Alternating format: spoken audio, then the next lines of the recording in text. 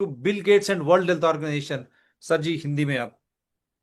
हाँ, ये देखिए, ये बता रहे हैं कि मिस्टर कैनेडी ने बताया है कि बिल गेट्स तो डब्ल्यूएचओ को पूरा कंट्रोल कर लिया। डब्ल्यूएचओ तो बैंकरप्ट हो गया था, अभी मेजर फंडर बिल गेट्स ही है। और अभी अमेरिका डब्ल्यूएचओ से अलग हो गया, अर्जेंटीना अलग हो गया। अमेरिका अलग होने से बहुत बड़ा सेटबैक है डब्ल्यूएचओ के फंडिंग में।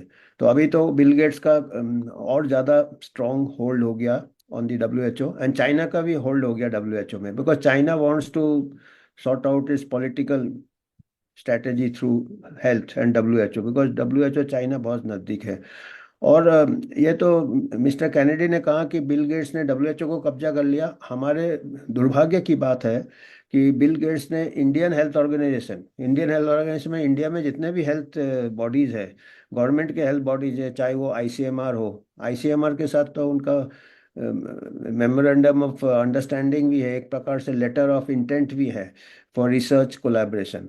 तो अगर आईसीएमआर गवर्नमेंट बॉडी को ही गेट्स के साथ लेटर ऑफ कोलैबोरेशन है, तो फिर वो कैसे बिल गेट्स को रोकेगा वो, या उसके ऊपर जजमेंट पास करेगा, या क्योंकि बहुत फंड्स मिलते हैं, क्योंकि हमारे इंडिया में बहुत बड़े फंड्स मिलते हैं। और बिल गेट्स ने एक और किया, उसका काफ़ी कुछ, उसका जब ये हमारे यहाँ कुछ ऐसे इंस्टीट्यूट्स निकल आए जो कि बिल गेट्स ने उसको स्पॉन्सर किया था, public health foundation of India. काफ़ी जगह public health foundation of India Gurgaon से लेके फिर और कई स्टेट्स में किए हैं।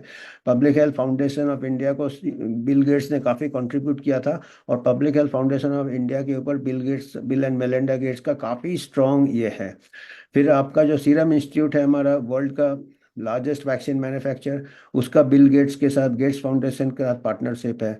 भारत बायोटेक का गेट्स फाउंडेशन के साथ पार्टनरशिप है। तो जितने काउंटर्स हैं हमारे, extension counters, India is the biggest outlet of Bill Gates promotions and vaccine and pharmaceuticals. और government officials are also having the serious conflicts of interest, because उनको बहुत हाई ग्रांट्स मिल रहे हैं, बिग ग्रांट्स मिल रहे हैं research के लिए, उनका कैरियर प्रमोट हो रहा है, लोगों को जॉब मिल रहा है। तो और लोगों को समझ में नहीं आ रहा। अभी मैं कल ही एक बहुत ही अच्छे, वेरी एमिनेंट एक्सपर्ट से मेरा इंटरेक्शन हुआ, और वो मेरे को लगा काफ़ी ऑनेस्ट थे। He was very honest, very sincere, काफ़ी खुद रिसर्च किया है, एंड बहुत हाई स्टैंडिंग के थे।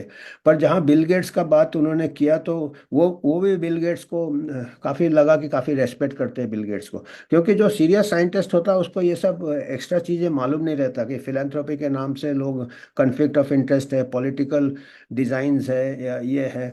तो हमारे जो ऑनेस्ट साइंटिस्ट भी है, वो भी एक्चुअली वो उनको मालूम नहीं रहता, ये लार्जर पिक्चर नहीं मालूम रहता कि गेट्स का क्या स्ट्रैटेजी है, गेट्स कितना बड़ा चेस का ग्रैंड मास्टर है, मोहरे जैसे इस्तेमाल कर रहा है। हमारे साइंटिस्ट को मोहरे, चेस के मोहरे होते हैं, शतरंज के मोहरे जैसे इस्तेमाल कर रहा है, और मोहरे को मालूम नहीं होता है कि कौन पीसेस को हिला रहा है। तो अभी तो मैं कहूँगा बिल गेट्स जैसे, हमारे ब्रिटिश कॉलोनी के टाइम रॉबर्ट क्लाइव ने पूरा प्लंडर कर दिया था कंट्री का, लूटा था रॉबर्ट क्लाइव ने। और ऐसा अभी 21st सेंचुरी का Robert Clive is Bill Gates for India. तो we are facing the same domination, और without our people knowing that we are being dominated in the name of health. Health is an excuse.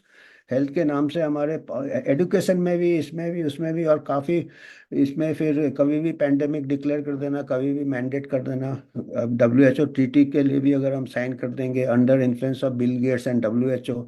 और एक और चीज़ बहुत interesting है, जितने भी हमारे फॉरेन ग्रांट्स आते हैं हमारे कंट्री में, this has to come to the FCRA, foreign, जो ग्रांट का एक एक्ट है, फॉरेन कंट्रीब्यूशन रेगुलेशंस है, उसके बिल गेट्स के जो फंडिंग आते हैं वो उसको भी बाईपास किया हुआ, FCRA को बाईपास किया है। गेट्स फाउंडेशन का पैसा FCRA के थ्रू नहीं आता है, उसको कोई टैक्स नहीं देता है अपने प्रॉफिट में। उसने सीधा रिजर्व बैंक के साथ ये किया है, कोई अरेंजमेंट किया है। अब वो कोई अजीब सा अरेंजमेंट किया है, इसीलिए आप देखा होगा पिछले साल वो आया, सीधा रिजर्व बैंक के गवर्नर से मिलता है आके गेट्स, या अपने PM से मिलता है। तो he is having direct access to our very vital institutions.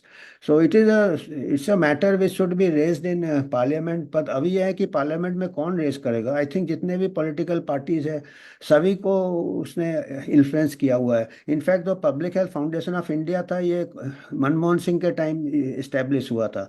तो all the major political parties are hand in glove with the Gates Foundation. तो ये इसीलिए इम्पोर्टेंट है कि people awareness is important. When people will start asking questions then only कुछ member of parliament खड़े होंगे। इसलिए बाकी कंट्रीज में जैसे मेंबर ऑफ पार्लियामेंट खड़े हो रहे हैं, ऑस्ट्रेलिया में खड़े हो रहे हैं, यूके में भी खड़े हुए थे, एंड्रयू ब्रिजन उनको साइड ट्रैक कर दिया है। अभी यहाँ पे सीनेट हियरिंग कितना स्ट्रांग हो रहा है, यहाँ तक कि इन लोग पावर में आ गए। जितने रिपब्लिक्स थे जिन्होंने अपोज किया था गेट्स को, they have come to power now. Robert F Kennedy and other people, and they have hand pick the honest scientist.